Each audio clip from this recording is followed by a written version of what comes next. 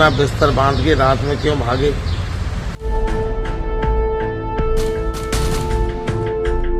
अगर महाराज हो पंडित हो मेरे साथ आए बस्तर में, अगर कल परसों अगर कोई धर्मांतर होता है तो मैं राजनीति छोड़ देगा, वो पंडित छोड़ दे। बागेश्वर धाम के पीठाधीश्वर धीरेन्द्र कृष्ण शास्त्री इन दिनों अंधविश्वास फैलाने का आरोप झेल रहे हैं। ऐसा आरोप लगाते हुए धीरेन्द्र शास्त्री के खिलाफ शिकायत भी दर्ज कराई गई है। एक एनजीओ चलाने वाले श्याम मानव ने महाराज को खुली चुनौती दी है कि वो जो भी करते हैं उसे साबित करके दिखाएं, नहीं तो ये अंधविश्वास फैलाना बंद करें। श्याम मानव के आरोपों के बाद बागेश्वर धाम के पीठाधीश्वर धाम के महाराज ने पलटवार किया और कहा कि दरबार खुला है, जिसे जिसे आशंका हो वो यहाँ पर आ सकता है। धीरेन्द्र शास्त्री पर लगे आरोपों का मामला दिन ब दिन राजनीतिक होता जा रहा है। इस पर भी जमकर सियासत हो रही है। सनातन धर्म को आगे बढ़ाने और उसका प्रचार प्रसार करने वाले धीरेन्द्र शास्त्री की विद्या पर सवाल उठा तो फिर कांग्रेस ने भी इसका पूरा फायदा उठाया। एक एक करके कई नेताओं के बयान सामने आ गए हैं, जिसे सुनकर साफ लग रहा है कि अब ये मामला बहुत आगे तक जाएगा और कांग्रेस इस बहाने बीजेपी को घेरने की कोशिश जरूर करेगी। लगातार बढ़ रहे विवाद के बीच मध्य प्रदेश और छत्तीसगढ़ में कांग्रेस नेताओं ने धीरेन्द्र शास्त्री को चुनौती दी है। मध्य प्रदेश विधानसभा में नेता प्रतिपक्ष डॉक्टर गोविंद सिंह ने तंज कसते हुए कहा कि शास्त्री को अपनी शक्तियों को प्रमाणित करना होगा। गोविंद ने साफ कहा, जब बागेश्वर पर आरोप लगे तो वो अपना बिस्तर लेकर क्यों भागे। अगर उनके पास चमत्कारी शक्तियां हैं तो उन्हें प्रमाणित करें। सनातन धर्म में विश्वास करते हैं, लेकिन पाखंड और ढोंग में उनका भरोसा नहीं है। देश में हिंदुओं की बड़ी तादाद है, वो भी पाखंड को ठीक नहीं मानते। जब बाबा को नागपुर के अंधविश्वास उन्मूलन समिति ने शक्तियां प्रमाणित करने की चुनौती दी तो वो वहां से क्यों भाग गए। अगर उनमें सच्चाई है तो जवाब दें, प्रमाणिकता के आधार पर जवाब दें। तांत्रिक जैसी प्रथा को प्रचारित कर रखा है, उसे प्रमाणित करें। इसके अलावा छत्तीसगढ़ में भी धीरेन्द्र शास्त्री को खुली चुनौती मिली है। कैबिनेट मंत्री कवासी लखमा ने कहा, बाबा मेरे साथ बस्तर चले। अगर कल परसों में धर्मांतरण हो रहा है तो मैं राजनीति छोड़ने के लिए तैयार हूं, और अगर नहीं हो रहा हो तो वो पंडिताई छोड़ दे। यही महाराज को नागपुर में कोई चुनौती दिया है क्या? हम पूरा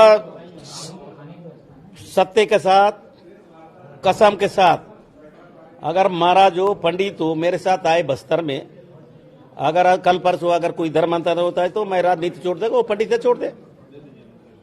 और इन्हीं को, ऐसी पंडित लोगों को नागपुर में इसको चुनौती दिया गया है। अभी कोर्ट में जाने वाला है, उस समय पता चलेगा ये पंडित क्या है, सही पता चलेगा।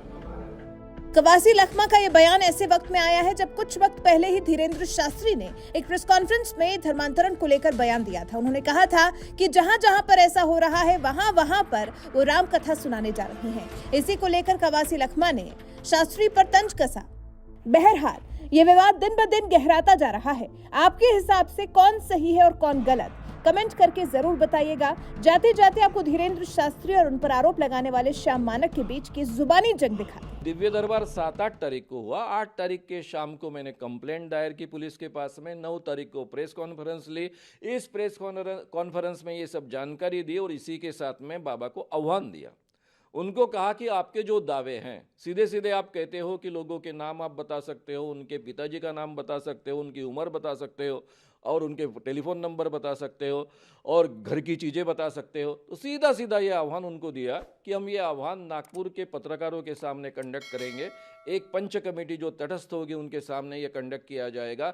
फॉर एंड प्रूफ कंडीशंस के अंदर ये होगा ताकि कोई भी जानकारी आप तक ना पहुंचे, इस ढंग की व्यवस्था की जाएगी। और ऐन वक्त पर 10 आदमी आपके सामने हाजिर किए जाएंगे। उनके नाम, उनके पिताजी के नाम, उनकी उम्र और फ़ोन नंबर से आप बताइए। और बाजू के ही रूम में जहाँ ये कंडक्ट किया जाएगा पत्रकार भवन में, उसके बाजू के ही रूम में हम 10 चीज़ें रखेंगे जिसका बाकायदा वीडियो रिकॉर्डिंग होगा। और वो भी आप अपनी दिव्य शक्ति से जानिए और बताइए।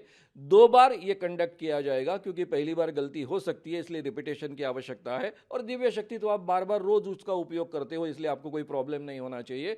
और दोनों बार अगर आप 90% से ज़्यादा करेक्ट कहते हो तो अखिल भारतीय अंधश्रद्धा निर्मूलन समिति का 40 सालों से जो आह्वान दे रहे हैं उसका भी 30 लाख रुपए का पारितोषिक है, वो आपको मिलेगा। अगर आपको पैसे नहीं चाहिए तो वैसे ही आप आइए, केवल दिव्य शक्ति सिद्ध करने के लिए आइए, और 2 बार आप अगर ये सिद्ध कर पाए 90% करेक्ट, तो मैं आपके चरणों पर माथा टेकूंगा, आपसे माफ़ी मांगूंगा, और हमेशा के लिए अंधश्रद्धा निर्मूलन समिति का काम, जो समिति गए 40 सालों से काम कर रही है, कहती है कि हम धर्म के खिलाफ नहीं, भगवान के खिलाफ नहीं, लेकिन धर्म और भगवान के नाम पर जो लोगों के साथ में ठगी करते हैं, उनका शोषण करते हैं, उन लोगों के खिलाफ यह समिति काम करती है। और आज तक हजारों बाबाओं, मांत्रिकों, शरीर में देवी लाने वाले शरीरों यानी लोगों को और ज्योतिषियों को हमने एक्सपोज किया है, बड़ों बड़ों को नागपुर से खदेड़ा है, इसीलिए नागपुर को पोलखोल शहर कहा जाता है।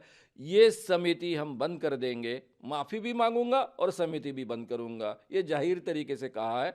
इसलिए अपने आप को वो शेर कहते हैं, उन्होंने आना चाहिए, नागपुर में आना चाहिए। हमारा कोई बंद कमरे का दरबार नहीं है, उनको सामना करना चाहिए। हमारा मुंह फट अपने कैमरे पर कोई भी चैलेंज कर सकता है। लाखों लोग आते हैं, लाखों लोग हमारे सामने दरबार बागेश्वर बालाजी के दरबार में बैठते हैं। वो आएँ, जो हमें प्रेरणा लगेगी वो हम लिखेंगे, और जो कलमबद्ध करेंगे वो सत्य निकलेगा। हमें अपने इष्ट पर इतना भरोसा है, उनको आना चाहिए।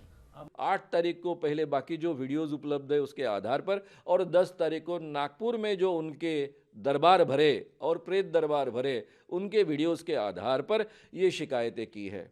तो नागपुर पुलिस ने सीधे सीधे इसके लिए उनको बुक करना चाहिए, FIR दाखिल करना चाहिए और आगे की कार्रवाई करनी चाहिए। छवि हमारी खराब की है। हमारे बागेश्वर धाम के पागल लगे हुए हैं। नागपुर में ही हमारा बागेश्वर धाम से समंडल लगा हुआ है, और जो आए दिन उनका मुंह तोड़ जवाब दे रहा है, और भारत का प्रत्येक सनातनी व्यक्ति भी अब जवाब दे रहा है, और उन सबको बाइकआउट किया जाएगा जो जो सनातन धर्म के खिलाफ बोलेगा। उन्हें दरबार में आना चाहिए, किराया खर्चा हमसे ले लें, हम गीला करके भेजेंगे उन्हें वापस। रामकथा के विरोध में तो हमारा कोई कहना नहीं, हमको अधिकार भी नहीं है कहने का, ना कानून के तहत कोई अधिकार है। तो इसलिए जब तक नागपुर में दिव्य दरबार नहीं भरेगा तब तक ये एक्शन कैसे होगी। हमारे ऊपर जो इष्ट कृपा है, जो गुरु कृपा है, हम उस बल के आधार पर जो है दलाक करके, ललकार करके बोलते हैं कि हमारे सनातन धर्म में क्या ताकत है। किसी मौलवी और पादरी में ये क्षमता नहीं है। जो छोटी छोटी ट्रिक दिखा करके ये पादरी और ये मौलवी जो सनातन धर्म से दूसरे धर्म में ले जाते हैं, उनके सामने बागेश्वर बालाजी बहुत बड़ा तमाचा है, और उनके मुंह पर हम तमाचा मारते रहेंगे। और दूध का दूध पानी का पानी हो जाए, चैलेंज की बात क्या, सीधे दरबार में आ जाओ, आके बैठो और अनुभव करो। लाखों लोग आते हैं, उनसे पूछो, उनसे अनुभव करो। वो बुद्धू थोड़ी है, हम किसी को बुलाते नहीं हैं, हम किसी कोई दावा नहीं करते हैं। हमें जो इष्ट कृपा होगी हम वो लिखेंगे, जो हमारे गुरु की कृपा होगी हम वो लिखेंगे, जो हमारे हनुमान जी प्रेरणा देंगे हम वो लिखेंगे, और जो भी लिखेगा हमें इष्ट पर भरोसा है वो सच और सत्य निकलेगा। अगर ये अंधविश्वास है अपने ईश्वर की, अपने आराध्य देव की और सनातन धर्म का प्रचार करना अगर अंधविश्वास है, तो प्रत्येक भारत का सनातनी जेल जाना चाहिए, वरना ये मुंह चलाना बंद कर देना, वरना ठटरी मारेंगे। चमत्कार का प्रयोग प्रदर्शित कर कर अगर कोई आर्थिक प्राप्ति करता है तो सीधे सीधे कानूनन अपराध है। और महाराज जी दावा करते हैं कि वो अपने भक्तों का नाम अपने आप जानते हैं, उनके पिताजी का नाम जानते हैं, साथ में केवल इतना ही नहीं तो उसके साथ में उनकी उम्र वो बता सकते हैं और उनके मोबाइल नंबर बता सकते हैं। भक्तों के घर में कौन सी चीज़ कहाँ रखी है ये भी वो बता सकते हैं। ये दिव्य शक्ति है, इसको इंट्यूशन कहा जा सकता है, टेलीपैथी कहा जा सकता है, और कहीं भी जाकर देखने की क्षमता, इसको क्लेरोवैंस कहते हैं। दुनिया में आज तक ये सिद्ध नहीं हुई, तो ये चमत्कार है। ये चमत्कार वो कर कर बताने का दावा करते हैं, उनके वीडियोज़ में सब जगह उपलब्ध है, और प्रचार प्रसार कानून अपराध है। तो इसके आधार पर उनको सीधे सीधे ये कानून की धारा लागू होती है। ये कानून की धारा जो होती है वो 3(2) ऐसा कहा जाता है, 3 नंबर का 2 सेकंड पार्ट इसको कहा जाता है। साथ में यानी धीरेन्द्र महाराज जी दावा करते हैं, उनके भक्तों के सामने कहते हैं कि तुमको जादू टोना किया, टोटका किया, किसी ने किया, रानी नाम के व्यक्ति ने किया। इस कानून के तहत किसी ने अगर जादू टोना किया, टोटका किया, भूत लगाया ऐसा कहा तो वो कानूनन अपराध है, इसलिए 6वां भी शेड्यूल में का हिस्सा ये लागू होता है। फिर महाराज कहते हैं कि तुम्हें किसी ने खिलाया इसलिए तुम्हारे शरीर में इस ढंग की तकलीफ़ें हो रही है, या फिर किसी ने टोटका किया इसलिए इस ढंग की तकलीफ़ें हो रही है। 8वें में ये बात कही गई है कि अगर कोई कहता है कि किसी अतीन्द्रिय शक्ति के कोप के कारण इस ढंग से शारीरिक बीमारियां हुई है तो उसके लिए भी कानूनन अपराध तय हुआ है। इसलिए ये तीनों की तीनों शेड्यूल में की 2 नंबर की, 6 नंबर की और 8 नंबर की धाराएं एक्चुअली उनको लागू होती है जादू टोना विरोधी कानून के तहत। आज उन्होंने मुंह चलाया, आप सब चले आए। तो हर बार साधु संतों, कभी पादरियों पर क्यों नहीं इन्होंने टारगेट किया, कभी मौलवियों पर क्यों नहीं टारगेट किया, इनके मज़ारों में क्यों नहीं गए? क्या इनका दादा परदादा चला गया था बहुत जल्दी? उनके घर पे भी कभी जा कर के देखो, नानी याद आ जाएगी। यह भारत देश इतना विचित्र देश है, यहाँ पर सनातनी हिंदू, सनातनी संत और सनातनी भक्तों पर टारगेट उठाना, उंगली उठाना बहुत सरल है, पर दूसरे धर्म के बारे में वो लोग जो है चीपटा नहीं करते, क्योंकि उन्हें पता है भारत में रहना मुश्किल हो जाएगा। इसलिए हम हिंदुओं को जगाने की बात करते हैं। बहुत बड़ी मिशनरियाँ पीछे लगी हैं, जिनके करोड़ों रुपए खर्च हुए हैं धर्म बदलवाने में, उन्होंने ही हमारे ऊपर यह टारगेट किया है। वामपंथी है, और हम यही कहेंगे दूध का दूध और पानी का पानी हो जाए, आ जाओ हमारे दरबार में।